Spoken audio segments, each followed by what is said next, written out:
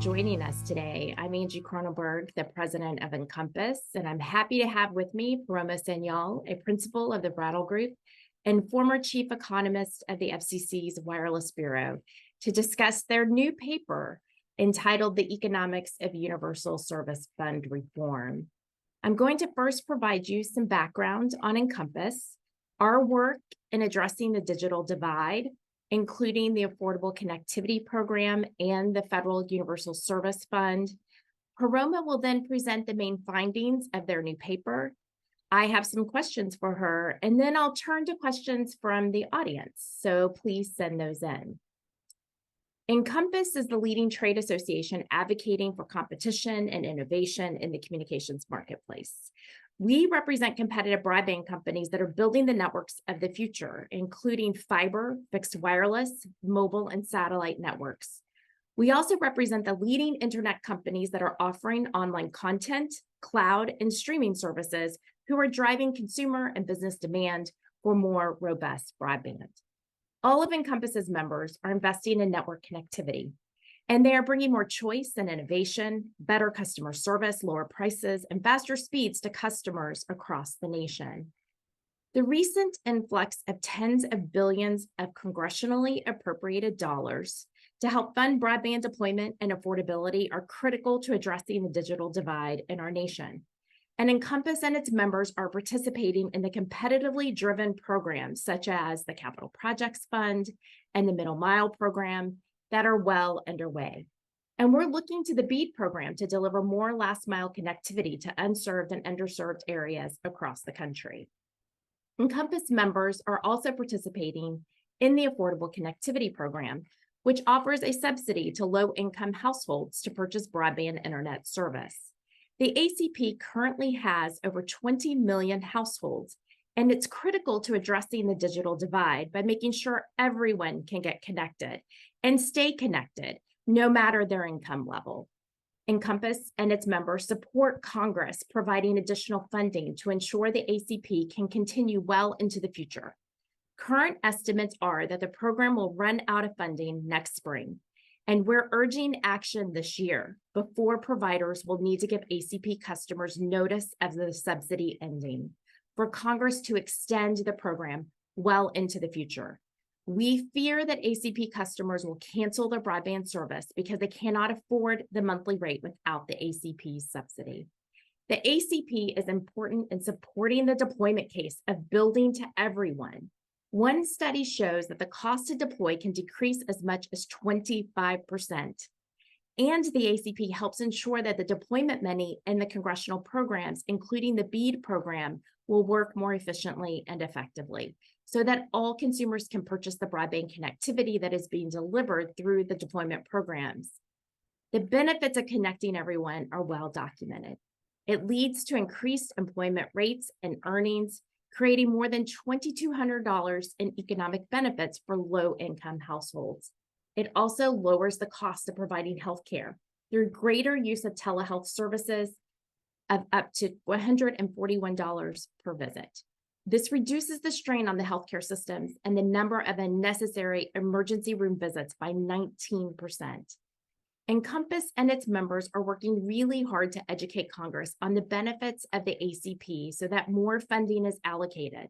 And Congress has a lot of support from across the nation to do so, including from the National Conference of State Legislatures, the U.S. Conference of Mayors, and the National Association of Regulatory Commissioners, among many more. While the congressional programs are important, the Federal Universal Service Fund is also one of our nation's most critical connectivity programs that is administered by the FCC.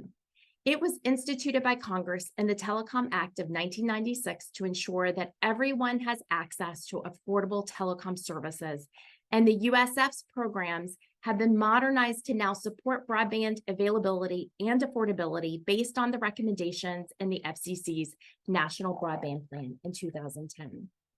As a result, millions of families, community anchor institutions such as schools, libraries, and rural hospitals, and small businesses rely on the USF for affordable voice and broadband services through the 4 USF programs: the E-Rate, the Rural Healthcare Program, These two programs INCOMPAS members participate in because they are fully competitive. And then there's the Lifeline and high cost programs as well. Telecom providers pay into the fund based on their interstate and international telecom revenues, including INCOMPAS's members. Most providers pass this fee along to their residential and business customers, and customers pay that fee based on their voice service or other types of traditional telecom services that they purchase. For residential customers, the fee applies for their interstate phone service. For businesses, it applies to both their phone services as well as other types of data services they may be purchasing, such as business data services and transit services, which are traditional telecom services. As such, there's a large customer base who currently pay into USF as customers. This includes INCOMPAS's online content providers and streamers who are purchasing transit services for their content delivery. The USF is currently facing an uncertain future and is in serious jeopardy. The telecom revenues that pay into the fund have declined dramatically. As a result, the contribution factor has increased to a historic high of 34.5% for this year's fourth quarter. As customers are moving away from traditional telecom services and towards broadband and other digital services, we expect that the trend will continue, which will further destabilize the ability of the fund to meet its mission. Telecom customers are experiencing higher costs, and as a result, they're looking for relief.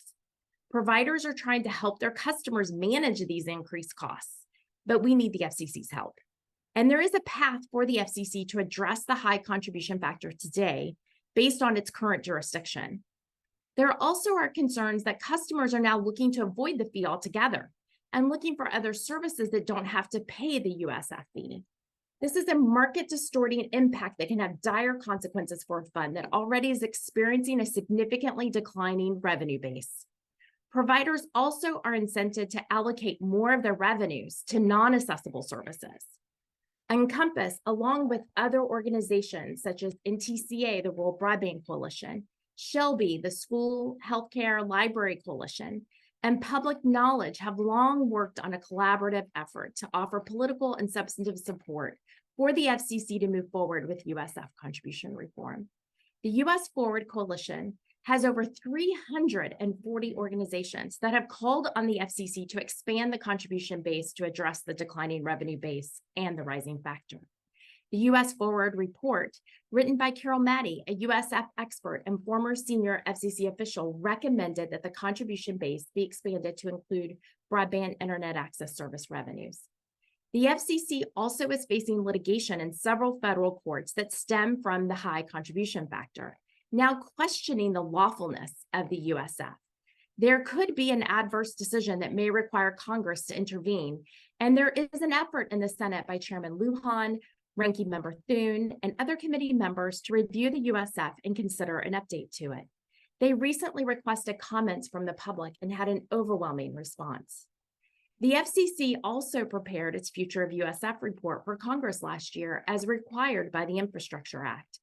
Given the amount of support Congress has provided for connectivity, it asked the FCC to consider where the USF may need to be modified to take into account all the congressional funding that's been allocated to the digital divide. In its Future of USF report, the FCC indicated that they were looking for Congress to provide it guidance on USF contribution reform, in addition to their plan to look at each USF program to find deficiencies. The three most discussed options in the FCC's record were expand the revenue base to include broadband internet access service revenues, expand those who contribute directly into USF by including tech companies or edge providers that the FCC has no jurisdiction over, or move it to a system that is supported by Congress through appropriations. Believe it or not, we've distilled this all down into a 3-minute video that will play for you right now. It's time to save the USF. Congress created the FCC's Universal Service Fund to ensure that phone and broadband services are available and affordable across the U.S. Millions of families, schools, libraries, businesses, and rural communities rely on the USF for connectivity. The USF is funded by telecom providers that contribute a percentage of their interstate and international telecom revenues. This percentage is called the contribution factor. providers typically pass the USF charge on to their customers' monthly phone bills. The USF is in jeopardy. As customers today buy and rely more on broadband than phone service, the contribution factor has skyrocketed from 6% to around 30%. This means consumers and businesses are now paying an additional 30% on their telecom bills. And this number is projected to rise to 44% in 2025 and close to 50% in 2027 without reform. And consumers who purchase home phone service are paying a disproportionate share into USF, including older Americans. We need reform now. A high contribution factor distorts the market. For example, customers can avoid the high USF fee by purchasing similar services that aren't required to contribute to USF. The U.S. Forward Coalition is a broad group of over 340 organizations that has a solution. Include broadband internet access service revenues to fund the USF. Doing so would drop the contribution factor to less than 4%. This means the average consumer purchasing a home voice and broadband internet plan would likely save money each month, and it would correct the market distortions that plague the industry. Leading economists show that including broadband internet revenues makes the most economic sense as it causes the least market distortion. Plus, the FCC has the statutory authority to implement this solution now. This solution is also smart. Historically, the services that pay into the USF are those that receive USF support. While all 4 USF programs today help fund broadband, these services do not pay into the USF. Stable. Broadband revenues continue to increase. Equitable.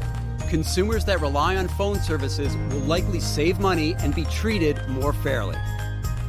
Leading economists also show that proposals targeting certain tech companies will increase costs for consumers and distort the market. For example, charging only streamers but not their competitors could skew the video market as consumers look to avoid additional fees. However, a USF fee on broadband service is not expected to deter consumers from buying broadband. We need the FCC to reform USF so that it is fair, predictable, and sustainable. Congress should encourage the FCC to act on USF reform and save the USF ASAP.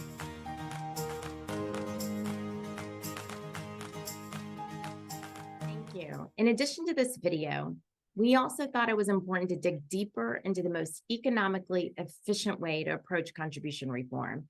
That's why we teamed up with the Brattle Group to apply economic principles to the problem and figure out what is the best, most efficient way forward. The Brattle Group report underscores a key point in the U.S. Forward report. It shows that telecom revenues are continuing to decline, while broadband revenues are on the rise. The Brattle report predicts that without reform, this factor is going to rise up to 44% in 2025 and almost 50% in 2027. It also reinforces that such a high factor is problematic as providers and customers seek out substitutable services where the fee doesn't apply. But it is especially harmful because some consumers, like elderly Americans, are paying a disproportionate share. Paroma is now going to discuss the main points of the paper. Thanks so much, Paroma, for joining us. Thank you, Angie, and welcome to all the listeners. So I'm going to actually start with share my screen and then start with some of the highlights of the paper. And to quote the words of Great Shrek, USF is kind of like an onion. And today I'm going to try and peel some of those layers. Not to sort of belabor the point, but I think it's worth sort of just reminding the audience, and this is something that most of you probably are very familiar with, you know, the main sort of funding where the USF is spent on, there's the high cost programs, your deployment, broadband deployment programs is one of that. The E-rate program, which is your schools and libraries program that Angie was talking about, rural healthcare, and then sort of Lifeline, which is more on the consumer side and the affordability program. And in 2021, these disbursements were around $8.5 billion. What's the problem? I mean, before we talk about, high-level solutions, well, The problem obviously is that the total, the USF budget has kind of remained constant, but what it's assessed on is changing. The source of the USF funding, as Angie mentioned, primarily comes from interstate and international end user telecom revenues, primarily historically voice, although, as you've heard, businesses pay both for voice and some types of data.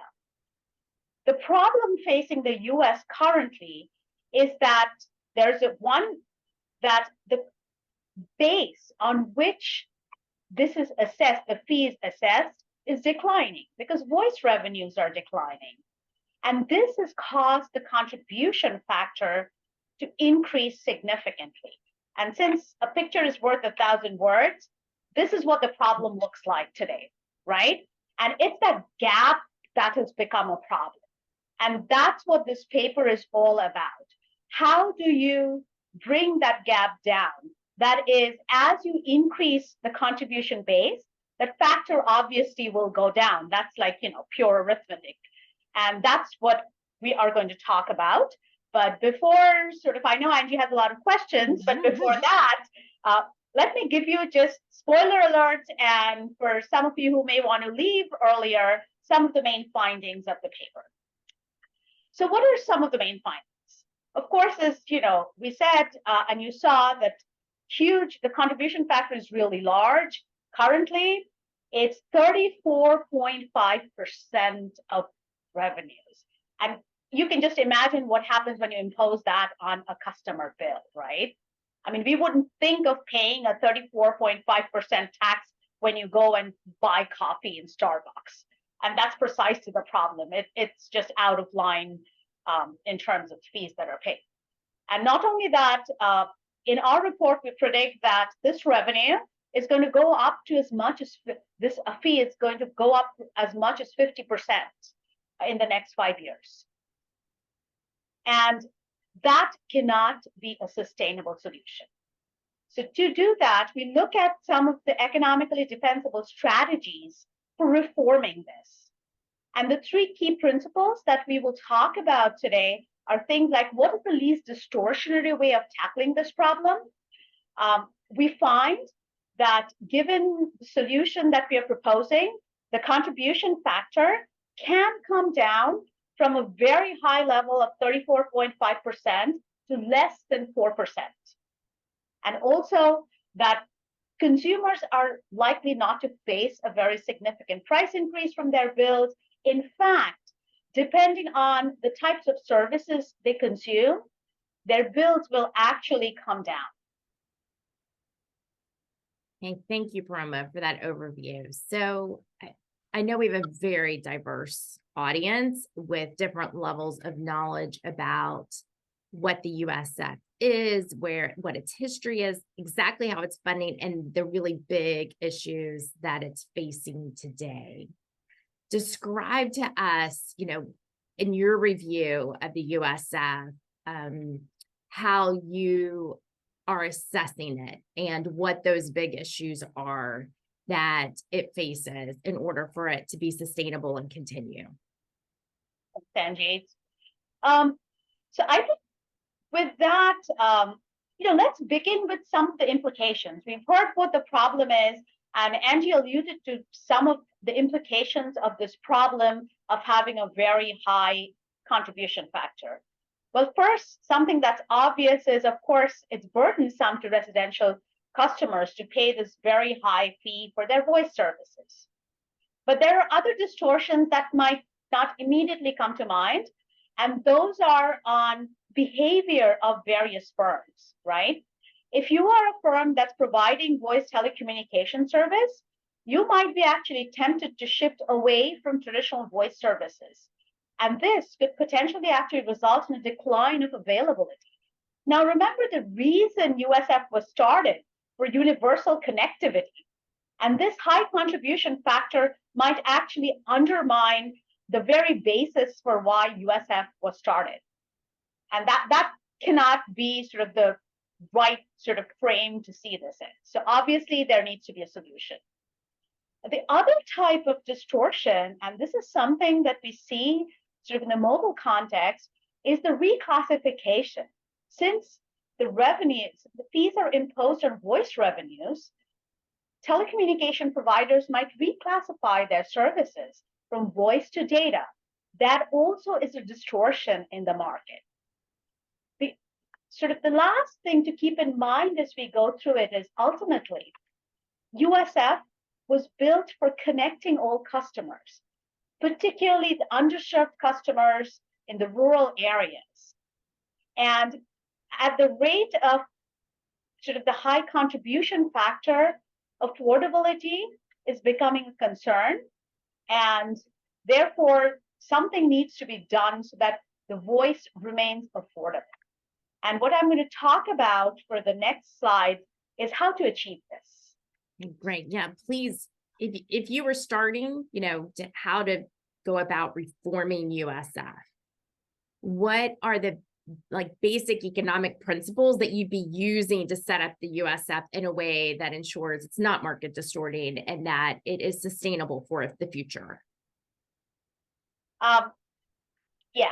So now that's a big question, Angie. Well, but we knew that you could tackle it really well, Paroma. So please, and you've done such a great job. So please take us through it. Thank you. And for all those in the room with a lot more experience in this than I come at it mainly from an economist point of view. And as we all know, again, layers. There is a lot of other policy things that are involved in USF. But today, what I'll be focusing on is the economics of it, and from a pure economic efficiency perspective, what are the principles that should guide us when we are thinking of reforming what we have today? The first thing that I would focus on is thinking about historically why the USF was set up. Why did we need to subsidize voice? What was it tackling? Was there a market failure that we were correcting? And then focus on the fact that where is the market failure today? And if there was one particular type of market failure that was being corrected by imposing a fee on voice revenues, should that change, given that the market failure may have changed today? The second thing that I want to focus on is talking about the base. Remember the picture I showed you, that the voice revenues are declining precipitously? What can we do to increase the base? Because as you'll see when I talk about it, and this is pretty obvious, right? That a broad and stable base is a much better way to assess a fee than on a base that's declining. And the third principle that we are going to talk about is we should be imposing a fee. Think about this as kind of a tax in the least distortionary manner possible. Regulators and government should not impose something that changes the consumption pattern of consumers or distorts a market. And for each of those, I'm going to talk about why imposing this fee on broadband, that the bias providers, like the broadband internet access services, is the right way to go and fulfills all these three principles. So, delving on, what is the market failure that USF was trying to solve? Remember, when you connect two people, and that time through telephone, you were not just benefiting those two people who were being connected, but you were generating what economists call positive externalities. You were generating something more than their private utility. And what we know from a lot of our Econ 101 is if there's a service with positive externality, the government should subsidize that service, because then there is more uptake, and then that's how you increase the generation of those externalities. If you just leave it to the private market, you will not fully internalize those externalities. And that's why USF was set up, because you wanted everybody to be connected by telecom technology, and at that time it was voice. Let's look at where the externality is today. Think about broadband. And the moment we think about broadband, we can think of a lot of externalities, right? Education, healthcare, jobs increase. Those are all externalities that are being brought about by broadband connectivity. So the nature, and when I talk about market failure, it's not in a negative context. It's just talking about the fact that the private decisions are not taking into account the broader efficiencies and the broader good that broadband does, right? So in that context, since the externalities have moved from voice to broadband, applying the same USF principles, it is broadband that should be contributing to the base and not just voice services. So in terms of thinking about the regulatory construct, imposing the USF fee and bringing broadband into the fold is very much in line with the regulatory construct. And as you can sort of see, voice is a very tiny part of telecom revenues currently. It's 10% or less, but bears the most burden of this USF contribution. Whereas, sorry, I meant voice. So whereas broadband is over 90% currently and does not bear any of the USF contribution. Whereas most of the USF dollars, like 60% of the USF fund, is actually spent on broadband deployment. So as you can see, there's something broken there, right? And therefore, one of the first takeaways, I think, is that the large positive externalities that broadband can generate is best captured by bringing broadband into the USF contribution base. And that is very much in line with what has happened in history with voice. Second principle, as we talked about, is that subsidies or taxes should be funded from a broad and non-distortionary revenue base. This is quite obvious, right? Because if you have a tax that's levied on a very small amount of revenue, it's going to have a large impact and it's going to be distortionary. There's going to be an inefficient allocation of resources. And if we think about sort of what the FCC is trying to achieve with this, that, it should be competitively neutral, it should avoid distorting how carriers make their choices. Broadband actually fits the bill in terms of which service should be brought into the contribution base. As you look at the evolution of broadband, right, in around 2000, only less than half the US population subscribed to broadband. Today, it's much more than 90%. And therefore, inputting broadband in the contribution base will solve a lot of the problems of this declining base because it's a stable base. It doesn't, it's only going to increase in the near future. And therefore, the contribution factor will come down significantly. And as a reminder, which I sort of talked about early on, if you do include broadband revenues into the base, the factor is estimated at less than 4%. And one thing to note here is there has been some amount of talk about what it does when you introduce broadband and its effect on sort of lower income customers. One thing to remember is the FCC has other tools at its disposal. So if broadband is brought into the contribution base and the FCC finds that, well, it wants to do something more for lower income customers and they don't want them sort of to pay some of these fees, they can always exempt them. And they've done it historically for Lifeline customers.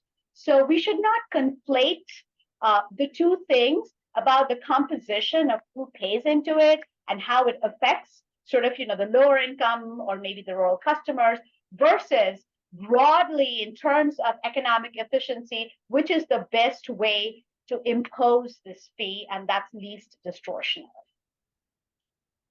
Third principle, that anytime we raise money through a tax or a fee, it should really be on a good, a service that is inelastic in demand, or that the revenue base is inelastic. So what do we mean? So this is a very simple concept of how you react to price changes. How sensitive are you to price changes? So if you're not that sensitive to price changes, it means even if there is a tax or fee imposed on that good, your consumption pattern is not going to be distorted. You're not suddenly going to move away and consume something else or consume less of it. Now, consuming less broadband is not exactly a good thing, right? So therefore, since we know that broadband demand is inelastic, and there's a recent study that documents how insensitive broadband demand is to price changes, this would be a good service to impose this fee on, because consumers will not distort their choices when this fee is imposed. Therefore, it's going to be the reaction in the market or reaction in consumption pattern is going to be less dramatic. And that makes sense, right? Because we are trying to encourage more consumption. We are trying to encourage the generation of these externalities. And therefore, imposing this fee on bias makes a whole lot of sense in terms of economics, and primarily because it will generate minimal distortion.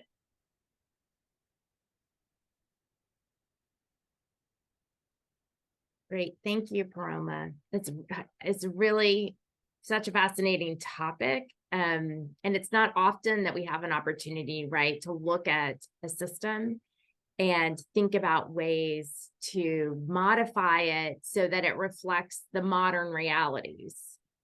Why don't you spend just a little bit of time talking to us of why it is the case that, the Brattle paper shows that assessing bias revenues in addition to telecom revenues is the better choice as compared to some of the other things that folks have mentioned, such as let's move this to an appropriations, which is a very wide base, or let's look at bringing in additional providers who can be added to their revenues could be added to the base.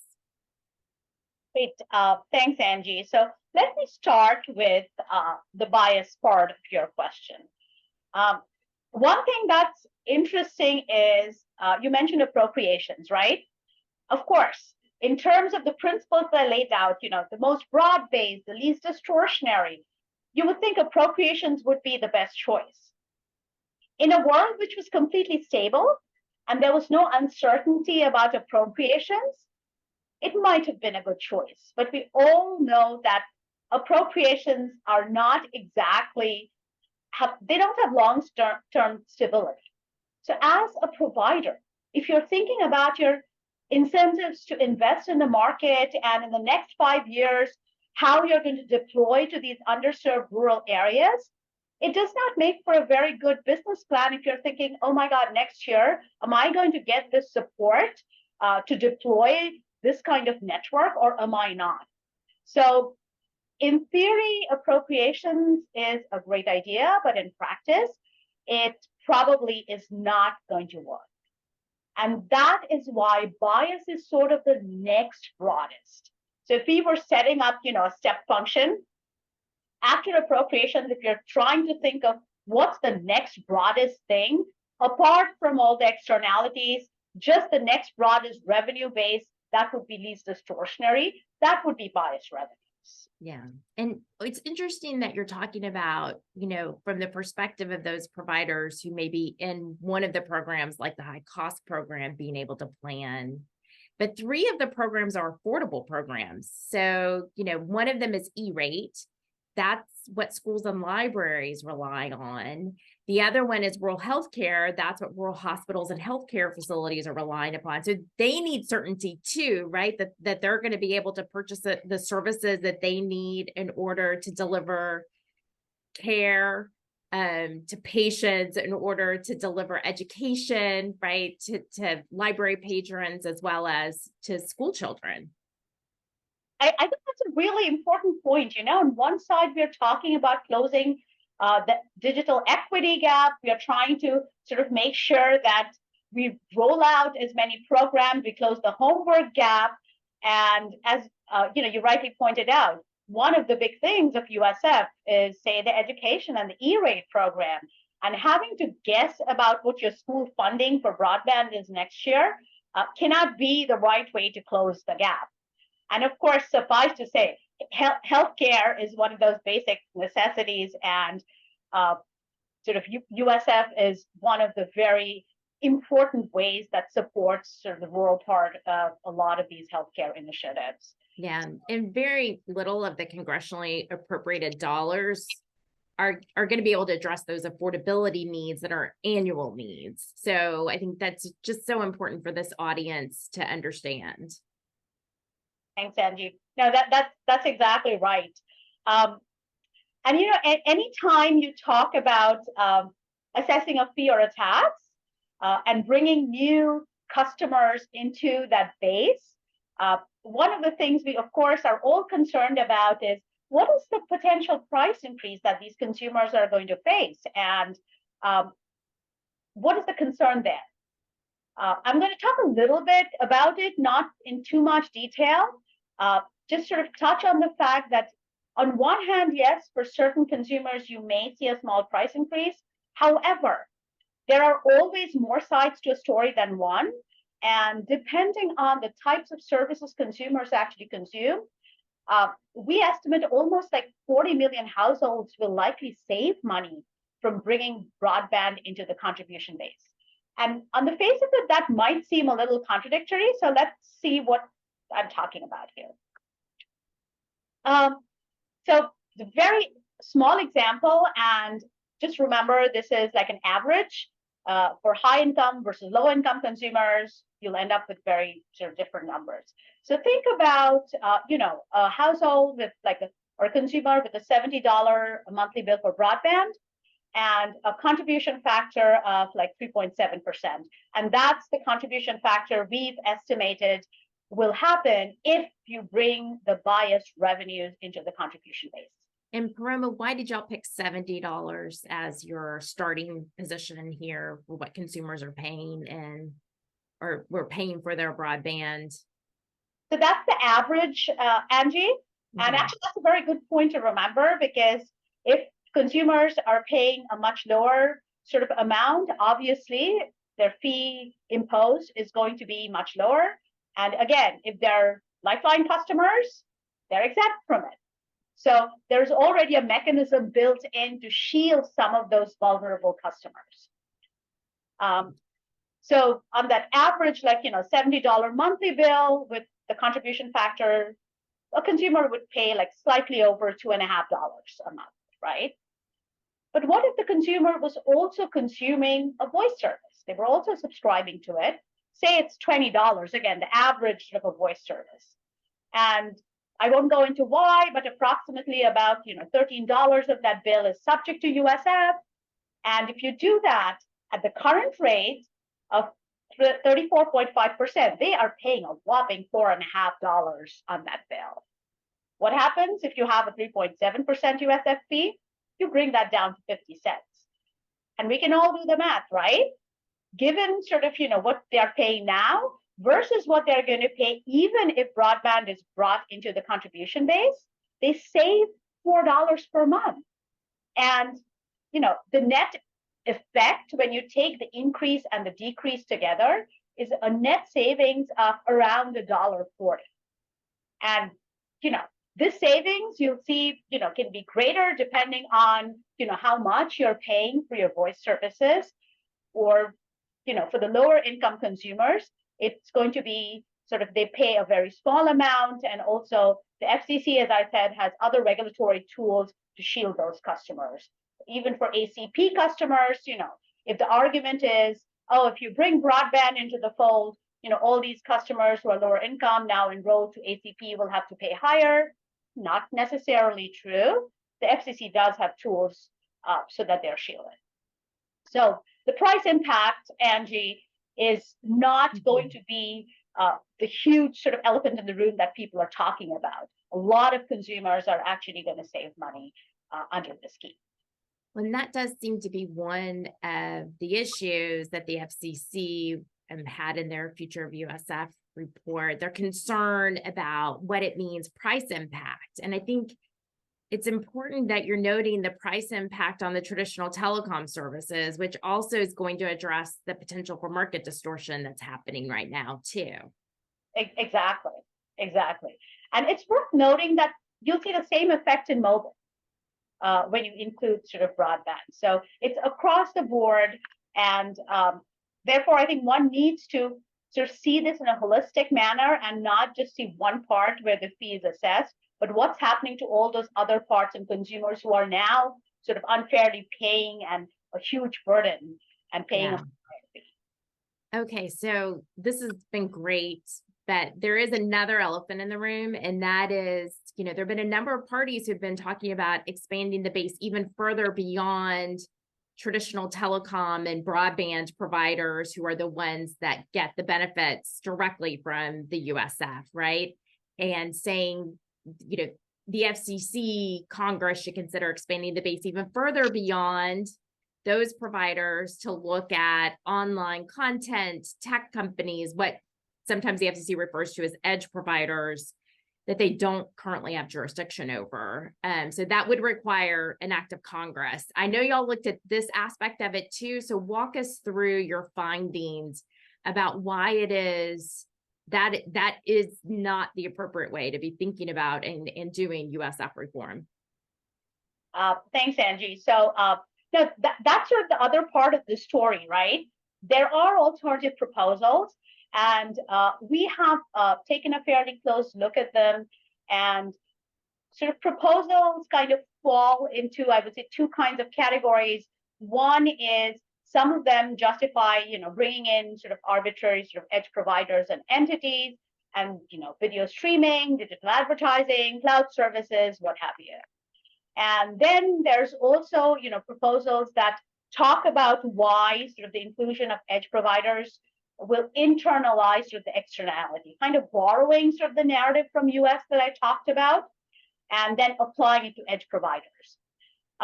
So without going into too much detail, I'm going to hit on some of the highlights of what we found.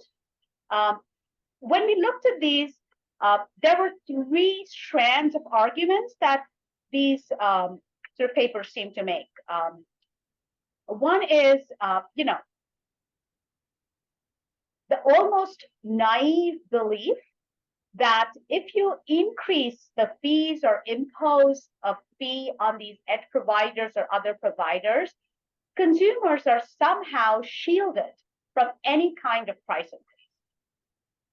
Now, remember, there are no free lunches.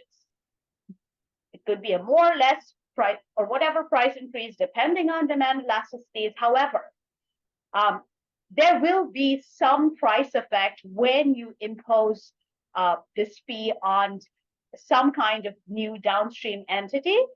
And therefore, it is incorrect to say that price increases will happen only when you impose it on biased revenues, but not anywhere else. That's the first thing to keep in mind. The second sort of big thing to keep in mind is that there's an argument that has been made that, when these fees are levied on these edge providers, this will likely improve some market efficiency and align sort of the incentives without causing market distortions. But neither of this, in our investigation, we found was quite true. We talked a little bit about the price increase. And the second part is talking about this distortionary effect, right? First is, if you look at what has happened to sort of the revenues of the edge providers, yes, there's been a boom in the revenues. But remember, one of the tenets that we talked about was it has to be sort of a stable, broad and stable base. So let's think about which is broader first. Is it the revenues from the edge providers or your streamers, or is it the bias providers who are on the basis of providing all this infrastructure? It is necessary to have that broadband connection if you're, if you're streaming something from YouTube. But as a broadband provider, it is not necessary for you to have a streaming connection. So the broadband is your largest base, broadest base that you can impose the USF fee on. That's going to be least distortionary. And the sort of lastly, we're talking about going back to the externalities. Remember, one of the reasons we said that USF was funded was to increase the externalities created in the system. And remember, if broadband is the largest base of consumers, then that's where you're going to maximize the externalities in the system. And therefore, it makes sense to have broadband and not sort of some of these edge providers be taxed. And one of the things that we mentioned in the paper is there are also arguments about edge providers creating congestion, and therefore they should be paying for that.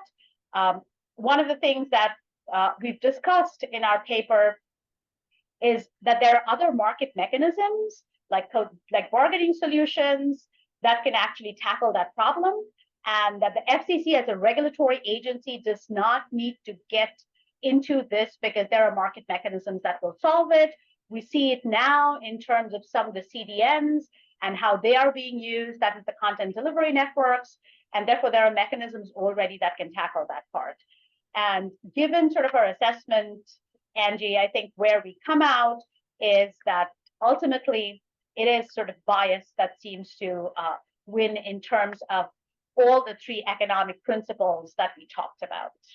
Yeah, that's very helpful. I think we may have a question that I think you're going to have to stick it into so I can see it, because if you could type your questions into the Q&A, then I'll be able to see them and I can ask Paroma your question. So please do that.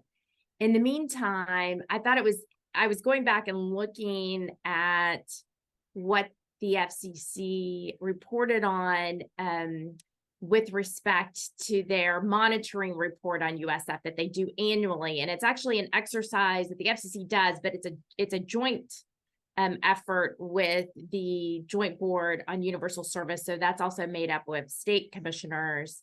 And if you look at the total telecom revenues as compared to non-telecom revenues, which captures the broadband revenue, the revenue on the non-telecom revenues is continuing to rise. And the telecom portion, of course, as we've already noted, is continuing to decline. So, but I think, the last couple of years that they were reporting on are just really interesting. For 2020, they're saying the non-telecom revenue base was just over almost $380 billion. And then the next year, 2021, it's over $422 billion. So a really significant increase, which I guess really shouldn't surprise any of us, right? Because we know how important broadband is, right? And so we're seeing a significant increase of revenue over time. And is there any reason to think that that could decline, Paroma? Because yesterday, someone was arguing with me about this, like, oh, broadband revenues are not stable and they could decline. Not from what we've seen in the forecasts we have done in all the data demand things that come out from Cisco and the other sort of providers.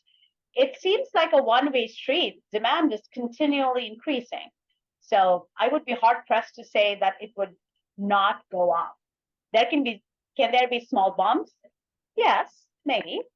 But what we've seen during COVID is here to stay. We're all using more data nowadays, and I don't see that trend really reversing. Okay. I still don't see any questions in the queue. You're more than welcome to text me your questions too, just in case it's just not working. Here we go. I'm finally getting some questions. All right. So this one is, from an economic perspective, does the presence of net neutrality rules in a market, in this case in the US, make a difference? So this really gets to, can the FCC address the issue without reclassifying the broadband internet access service as a Title II telecom service? And Paroma is an economist, so I'm not going to put you on the spot on that, Paroma, but I will answer it. So the statute is Section 254 of the Communications Act that set forth the Universal Service Program, as well as the contribution system. Under Section 254D, the Commission does have discretion to also include providers of telecommunications into the revenue base. And under the commission's analysis, whether it's a Title I or a Title II service, broadband does have telecommunications as part of it. And so the providers of broadband can be brought in without there having to be a classification. And we know that this also is the case under the commission's case law because they did bring in interconnected VoIP providers into the revenue base. And interconnected VoIP has never been classified as either a Title I or a Title II service, and that was upheld by a federal court. So there's been a lot of chatter about that aspect of this in the FCC's record, but we at INCOMPAS believe that's been answered in full, and the commission can move forward. All right, let me see if I've got any other questions that have come in. Okay. So far, no. So, Paroma, would you like to go through the conclusions and give people a chance to maybe put some more questions into the chat? Sure. Can you see my screen? Yes, I can. Just to sort of reiterate, right? What the paper talks about and what we've talked about today, both Angie and I have, the first thing is, what is the problem? The problem is the contribution factor has skyrocketed and it's predicted to go as high as 50% in the next 5 years. And that is happening because primarily it's telecom voice revenues that are paying into this base. These are declining. Whereas the general distribution of funds has remained stable.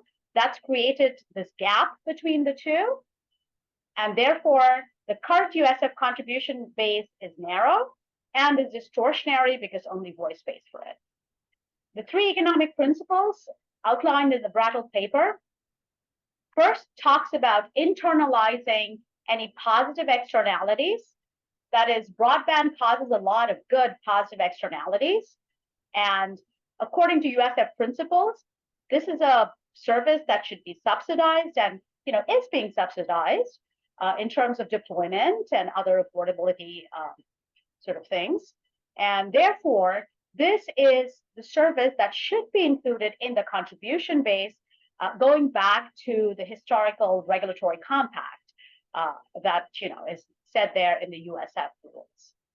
Second economic principle, we talked about a broad and non-distortionary base on which to levy this fee on, and talked about why broadband was the best candidate for doing this and why there would be least distortion if it was imposed on broadband. The third related point that we talked about was picking sort of a service that was not very price sensitive, and this is also the distortion point, that this is not going to cause distortion into a consumer's choice of how much broadband or how much of that service the person consumes. And in terms of that, broadband has an inelastic demand and therefore fits the bill of making it non-distortionary when a fee is imposed on it. And a very important headline point from all this is this. I know there are very few cases in which situations are like win-win. This seems to be one of those that tends towards a kind of win-win situation. Prices, while it might increase on a certain segment of consumers, but on a large segment of consumers, bringing in broadband into the base might actually decrease the prices that they pay. And along with that, the FCC has other regulatory tools to shield the low income and more vulnerable population from any small perceived price increase that this might have. And therefore, from all the 3 economic tenets we have laid out in terms of internalizing the externalities properly, broadening the base, and making it least distortionary, the bias revenues seem to fit the bill here, Angie. Great. Thank you, Paroma. And we do have one final question, which I think is a good question to answer. And that is, do you anticipate that expanding the base to include bias will shift the burden more onto residential customers as compared to business customers.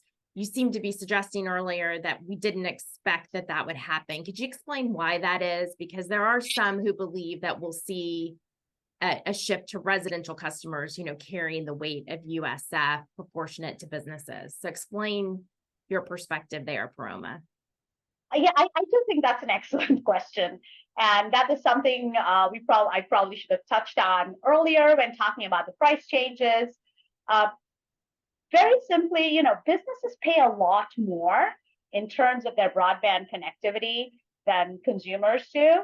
And therefore, thinking about who is going to pay sort of more into this, it is not really going to be the consumers. The businesses will bear a significant portion of this in terms of paying into sort of the contribution base. And the other important thing to mention is, remember, we talked a little bit about how businesses still pay a little bit here and into the USF base in terms of the BDS services. And in the current context, they might actually try moving away from those into the bias services because they are not taxed. Therefore, that might even exacerbate the current situation and have consumers pay even more. However, if broadband was taxed, that distortion and that incentive would go away. And therefore, it would be less distortionary for consumers as well. Yeah, that's all very helpful. And I do think that the paper that you presented gives us a lot more to think about and consider. I think next steps for INCOMPAS, in addition to educating the public about this new paper, but it's educating the policymakers. And so if that is something that you want to join INCOMPAS with, please, feel free to reach out to me or to my colleagues, Lindsay Stern or Caroline Olson. We stand ready to work with you on these issues. It is really incredibly important that we have a sustainable USF for the future, because we all know that the congressionally appropriated dollars, as great as they are, they don't address many of the ongoing annual needs for affordable services that our entire economy really rests on, right? So thank you, Paroma, for joining us. It's been really great. We look forward to continuing to work with you. And thank you to our entire audience for joining us today.